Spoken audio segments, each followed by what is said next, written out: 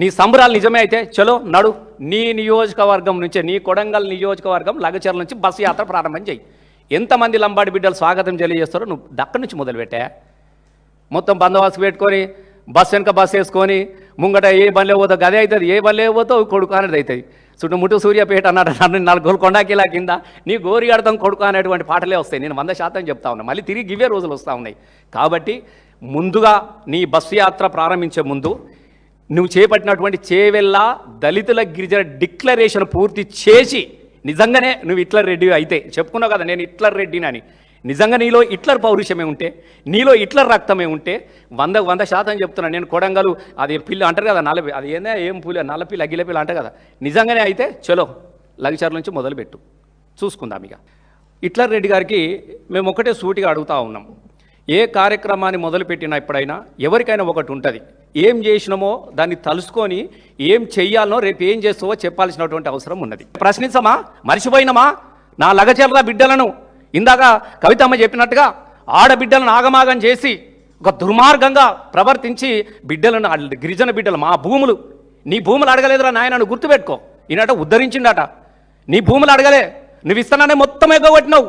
మా వాళ్ళు ఇల్లు కట్టుకొని అందరికి 5 లక్షలు, మీకు మాత్రం 6 లక్షలు. రండి బాబు రండి, దళితులు గిరిజనులు రండి, దళితులు రండి, లంబడోలు రండి, గోండులు రండి, రండి బాబు రండి, 6 6 6 6 అన్నావు. నీ 6 పీనికెళ్ళా, నీ 6 ఆగమైపోను. ఇలా వాళ్ళ ఇళ్ళను కూల్చుడు, వాళ్ళు కట్టుకున్నటువంటి ఇళ్ళను కూలుస్తూ ఉంటే దుఃఖం వస్తూ ఉన్నది. ఇలా హైదరాబాద్లో ఎవరున్నారా? నీ హైడ్రా నాటకంతో ఎవరిల్లు కూలుస్తున్నావు అని అడుగుతున్నా.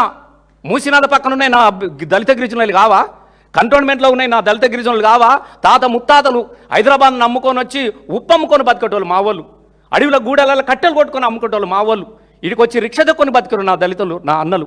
అక్కడో ఇక్కడ ఆడింత జాగా దొరుకుని ఈడింత సుట్టపుగా జాగా పట్టుకుంటుంటే ఇలా ఎవరిల్లు కూలుస్తున్నావు? ఉన్నోని బంగ్లాలు కూలుస్తున్నావా? ఇలా ఎవరిని 10 మందిని కదిలిస్తే అందులో 5గురు నా దళిత గిరిజనుల ఇండ్లే ఉన్నాయి. చిన్న చిన్న ఇండ్లు కట్టుకున్నాను. నువ్వు ఇండ్లు కట్టుడు కాదు, నువ్వు కూల్చుడు రెడ్డివి, కట్టూరు రెడ్డివి కాదు, నువ్వు కూల్చుడు రెడ్డివి.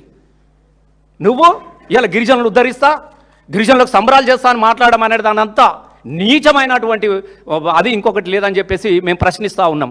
ఏం చేసినావు నువ్వు? ఇచ్చినావు. ఇవాళ మా అన్న చెప్పిండు, విదేశీ, అరే నా పిల్లలయా చదువుకు నోచుకొని నా పిల్లలు గిరిజన గూడాలన్నింటినీ కూడా గోండు గూడాలన్నింటినీ కూడా ఇలా సారు గ్రామ పంచాయతీలు చేయాలి. అరే కట్టెలెత్తుకున్నటువంటి నా బిడ్డ గ్రామ పంచాయతీలో కుర్చీ మీద కుర్చీ వేసుకొని కూర్చుండాలి, వాళ్ళకు 3 సింహాల బొమ్మ రావాలి. మీరు ఏ ఊరు అంటే ఊరి పేరు చెప్పుకున్నారు తప్ప వాళ్ళ గూడెం ఉంటుందో కూడా తెలియనటువంటి పరిస్థితి లేకుండే, అసలు లేవు, అడ్రస్సు లేవు. నువ్వే గూడెం అంటే ఈడ గ్రామ పంచాయతీ, ఈడ వాళ్ళ గూడెం ఆడ 4 ఇండ్లు, ఈడ 4 ఇండ్లు ఉన్నటువంటి పరిస్థితి నుంచి వాళ్ళకు ఆత్మ గౌరవం ఉండాలన్నటువంటి ఉద్దేశంతో మొట్టమొదటి ఈ స్వతంత్ర భారతదేశంలో నీ ఇందిరమ్మ ఏదైతే నువ్వు రిజర్వేషన్ చెప్పుకున్నావో ఆ రిజర్వేషన్ ఫలాలు ఇప్పటి వరకు తెలంగాణ రాష్ట్రం వచ్చేదాకా వాళ్ళకు ఉన్నాయా అని నేను అడుగుతా ఉన్నా. నిజంగానే వాళ్ళకి రిజర్వేషన్ ఫలాలు ఉంటే వాళ్ళకు కూడా సొంత గ్రామ పంచాయతీలు ఉండాలి కదా, వాళ్ళకు కూడా ఆత్మగౌరవం ఉండాలి కదా. మరి మీరు ఆలోచించిర్రా? ఇందిరమ్మ 50 సంవత్సరాల కాలంలో ఎన్ని గిరిజన గూడాలను మీరు గ్రామ పంచాయతీలు చేసినా మేము అడుగుతూ ఉంటున్నాం. ఇలా గూడ చదువు రావాలి, మా పిల్లలు గొప్పగా చదువుకోవాలి, అంబేద్కర్ ఆశయాన్ని విస్తరించాలన్నటువంటి ఆలోచన చేసి ఇలా లంబాడి గూడాలల్లా మా గిరిజన గూడాలల్లా బడులు కడుతూ ఉంటే రేపో మాపో మొత్తం మూసేస్తాడట ఏకోపాధ్యాయులే. దీనికా నువ్వు బస్సు పెట్టి స్వర్ణోత్సవాల సంబరాలు జరుగుతున్నాయని అడుగుతున్నా. చెప్పిండు కదా సార్ హిట్లర్ రెడ్డి సాబ్, ఆయనే చెప్పిండు 25,000 26,000 స్కూళ్ళు ఉన్నాయి, మొత్తం పీకెత్తున 4 కచ్చినాయి అట. ఈ పీకేసేటి అని ఎవలై? హరిజన గూడాలల్లై, ఊరికి అవతల ఉండి ఏకోపాధ్యాయుడు అంటే వీళ్ళై. మా హరిజన ఒక్క గిరిజన పాఠశాలనన్నా ఏ గూడెంలలో ఉండే పరిస్థితి ఉన్నదని మేము అడుగుతూ ఉంటున్నాం. అంటే వాళ్ళకి చదువుకు దూరం చేసే కుట్ర జరుగుతూ ఉన్నది ఒక దిక్కు. మళ్ళీ యంగ్ ఇండియా స్కూల్ అనేది ఒకటి పెట్టిండు, మొత్తం కడుతున్నానని పెట్టి కదా 100 కోట్లు పెడుతున్నా తీసుకొస్తున్నా ఇవాళ నడుతున్నాయి అని చెప్పిండు. మా రెసిడెన్షియల్ మొత్తం మనబెట్టి ఇవాళ మా గిరిజన ఆశ్రమ పాఠశాలలు, హరిజన పాఠశాలలు అన్నీ మూలకు పడ్డాయన్న.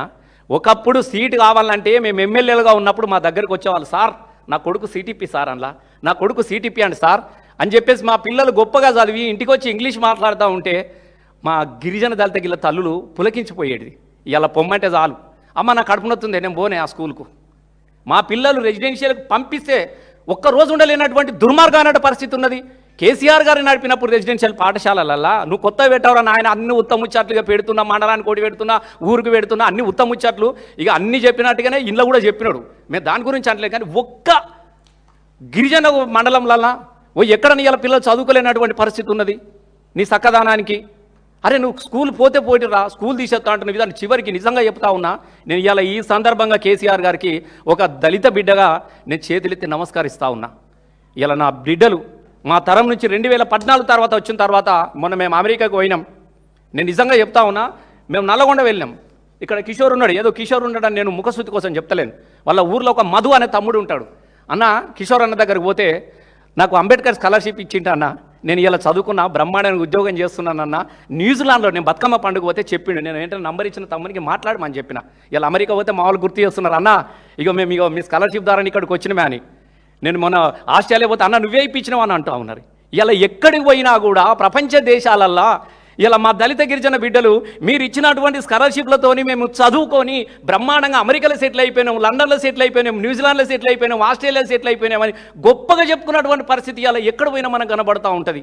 నేను నిజంగా చెప్తున్నా, తెలంగాణ రాకముందు ఎంతమంది హరిజన గిరిజన బిడ్డలు విదేశాలలో చదువుకున్నారు, వచ్చిన తర్వాత ఇలా ఈ 3 నెలల కాలంలో ఒక్కని పేరు చెప్పు. ఇక నేను చెప్తున్న పాటు రాసి ఇస్తా, నీకు రాసి ఇస్తా. ఇక్కడ ఎంతమంది బిడ్డలు ఇలా విదేశాలకు వెళ్ళిరారు, ఒక్కళ్ళ పేరు చెప్పగలుగుతావా?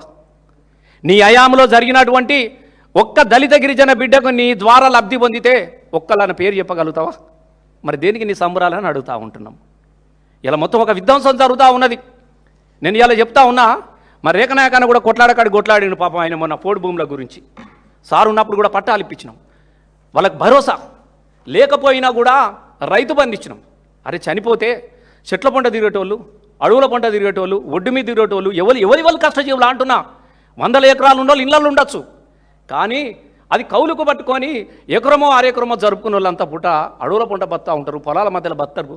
వీళ్ళకు ఏమన్నా అయితే ఆపద జరిగితే ఈ కుటుంబం వీధన పడ్డదని చెప్పంతేసే ఇలా రైతు బీమా 5 లక్షల రూపాయలన్న. 5 లక్షలు.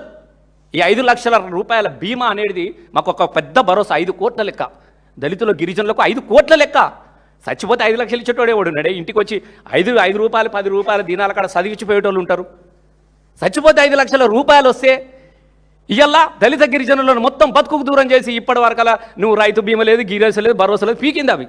మొన్న పేపర్లు రాదు మొత్తం ఎగొట్టిన అయిపీకిందిగా లేదని చెప్పేసి ఇందుకని సంబరాలు ఆడుతున్నా. రేపు చచ్చిపోతే ఆర్థికంగా ఎల్ఐసి వారు రైతు బీమా వచ్చేదాన్ని ఎగ్గొట్టినందుక ఇలా మామూలు మీరు సంబరాలు జరుపుతున్నారని మేము అడుగుతూ ఉంటున్నాం. ఇండ్లు కానీ చదువులు కానీ ఎండ్ల కానీ ఒక్క దాంట్లోనన్నా మీ మాటకు విలువ ఉందా అని మేము అడుగుతూ ఉంటున్నాం. మరి దేనికోసం ఇదంతా ఏం చేసినాం అని సంబరాలు జరుపుకుంటున్నామని మేము అడుగుతూ ఉన్నాం. మేము ఇలా సూటిగా అడగదలుచుకున్నాం మేము. ఎందుకనంటే ప్రొద్దున లేస్తే చాలా విషయాలు ఉన్నది, చాలా విషయాలు ఉన్నాయి. ఇంకా మనం మాట్లాడుకుంటూ పోతే చాలా విషయాలు కూడా అన్నవాళ్ళు చెప్పినారు. మేము దయచేసి మీరు మోసం చేయకండి. చేవెళ్ళ డిక్లేర్ అనే దేశంలోనే చాలా పెద్ద మోసం నమ్మించిన మావులని భరోసా. ఇలా మేము చెప్తా ఉంటున్నామే, ఏదో మా దళిత బిడ్డలకు ఫస్ట్ కేసీఆర్ గారు నిజంగా చెప్తా ఉన్నా, అరే ఎట్లనే మన పిల్లలకు ఏదైనా భరోసా కావాలి, ఆడపిల్ల